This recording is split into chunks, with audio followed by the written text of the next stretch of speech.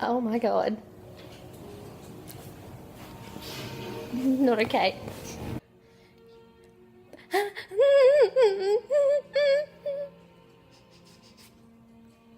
Don't just walk away from her. Do not walk away. Kane, don't do this, Kane. Where are you going? No.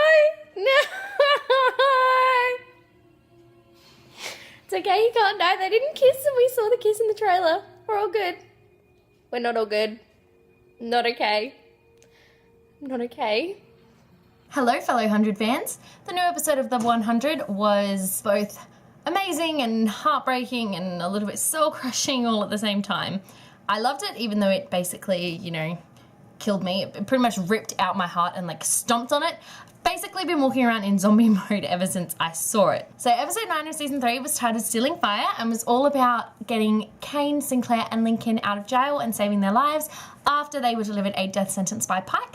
And it's also got a subplot of Clark and Murphy in Polis and, of course, whoever the new Grounder Commander is going to be. Major spoilers in this video, obviously. So if you haven't seen the episode, you probably shouldn't watch this video unless you really don't care about spoiling one of the best episodes in the 100 for yourself, then watch away. Top 5 OMG moment number 1, Ontari and Rowan. Rowan's back.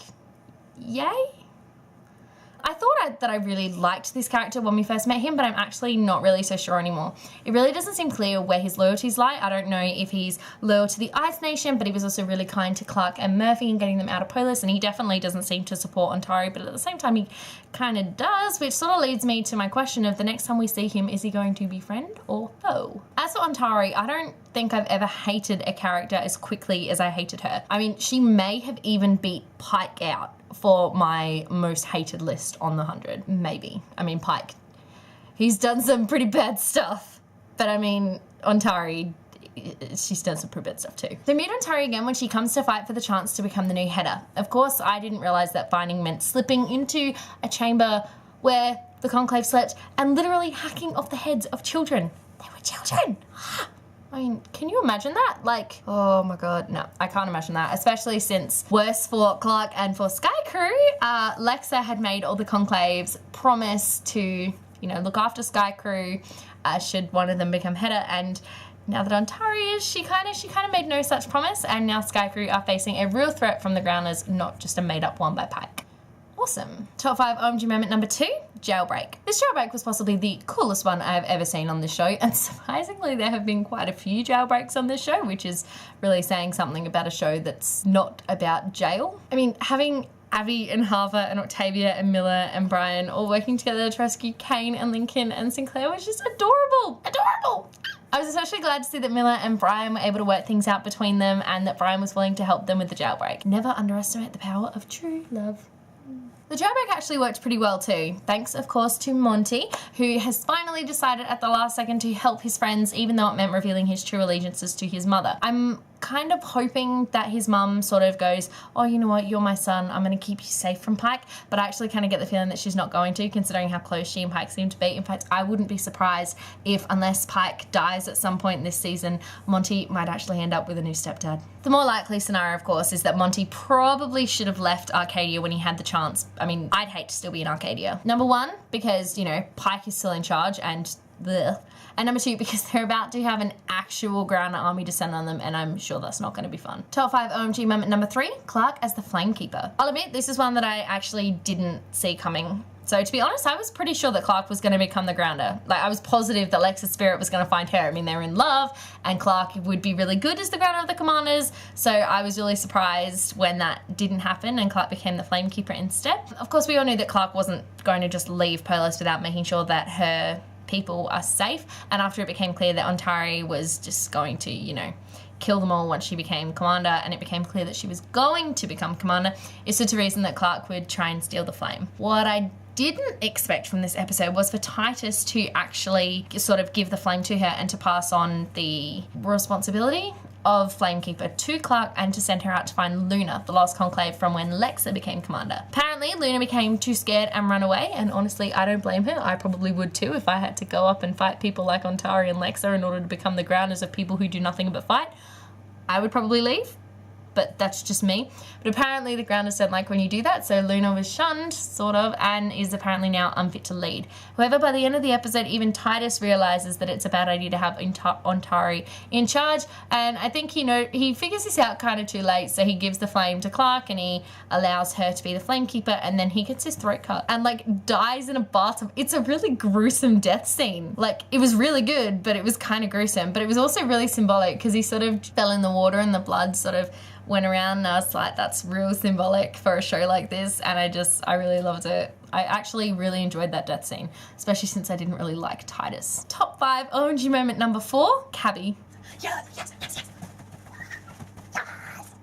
Oh my gosh, you guys,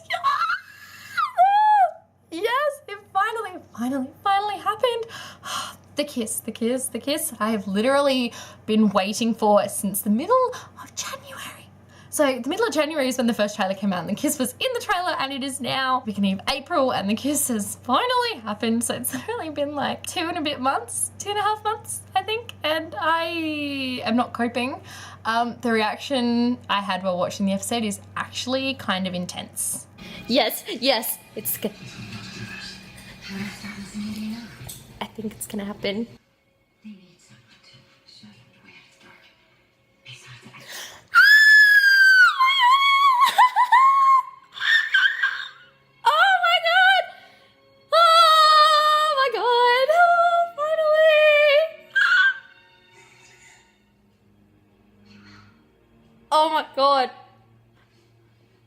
Oh my god, it happened.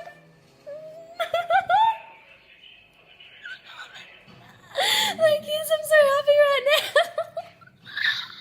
Kane and Abby have now kissed and have finally acknowledged the feelings that they have for each other, which makes me so unbelievably happy. But can we please talk about how Kane just then left and Abby stayed behind in Arcadia? Like, what? You give us this kiss and then you send Kane off into the wilderness and you leave Abby behind, and according to next week's promo, she's going to be in a lot of trouble in Arcadia. No, you don't do that. You keep them together. Like, you make them leave. Oh my God, it's just so frustrating. The kiss that I've been waiting for after 8 episodes finally happened, and then they split up. I am actually so incredibly happy and very upset by this. I'm very emotional about this ship. They are like hardcore my favorite ship on this show, and I don't know what to do. I think the writers are like, oh, you Cabby shippers, we'll give you like a tiny little glimmer of hope, and then we'll just like crush it into the ground, which is basically what they did with the Clexa ship as well. So, and they kind of did it with Link Tavis. Are there any ships still alive on this show? When I sent my friend the videos of my reaction, she sent this back, which I think pretty much describes everyone after this whirlwind of an episode. And top 5 OMG moment number 5, Lincoln. What is Lincoln doing? What? No, they're not gonna kill Lincoln. That's not a thing that's gonna occur. That's not happening. No way, no. No. Because Clark needs Lincoln to find Luna. And we need Luna so that Ontari doesn't become commander. That is not helpful, but... Are they actually gonna do this? This can't happen. Oh, Kane, please turn Octavia away. Octavia doesn't need to see this. Kane, take her away. But it's not near it. I think that video pretty much sums up how I'm feeling right now. Yeah, so, this is a really hard video to film. Basically, they pushed Lincoln out of the way for most of this season. I mean, we barely got any Linktavia, and now that we finally had the chance for them to be together, the writers decided, you know what? I don't think the viewers hate us or Pike enough yet, so let's have him kill Lincoln.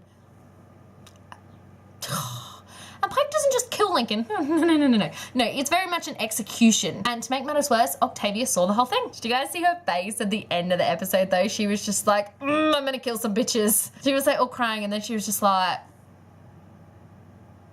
Lincoln's death, though, you know, tragic and upsetting and just heartbreaking, it actually did serve a purpose, which is something that I really like. And I think that this show has been lacking in their deaths. I think a lot of these deaths are happening too quickly and they seem too forced, whereas this one I thought was very beautifully done. You know, it had incredible timing, it served a purpose. Basically, it was so Lincoln as well. So Ultimately, he ended up sacrificing himself for his people. He would have been killed in his place if he'd left. And he also did it so that Octavia and the others could escape, which I thought was really beautiful. And, you know, I was kind of like his last love letter to Octavia, which is, you know, sweet as anything. It didn't make it any less painful, but it did make his death meaningful. I'm not sure I can narrow it down to just 4 questions. This was the best episode that they've had in a while, and as my friend puts it, you will go through heaven and then hell in this episode. And, you know, she was right. Thank you, Casey, for that. It's not exactly what I wanted to hear, but eh. Question number 1, when is Octavia going to beat Bellamy to a pulp? We saw it happen in the trailer, and I get the feeling it's going to be soon, considering the hand he had in Lincoln's death. Question number 2, will the Sea of Light storyline be getting more airtime now that Kane and the others are out of Arcadia? Question number 3, just how bad is Ontari actually going to be as commander of the Grounders? Especially since she doesn't have the AI in the back of her neck. Question number 4, how long do we have to wait before Clark finds Luna and she is either A, someone that we already know, or B, dead? I feel like she's gonna be dead. Thanks for watching. Don't forget to subscribe so you don't miss any of my top 5 OMG moments from the 100. Stay random. Bye. I think that's a pretty good way to end it. Bye.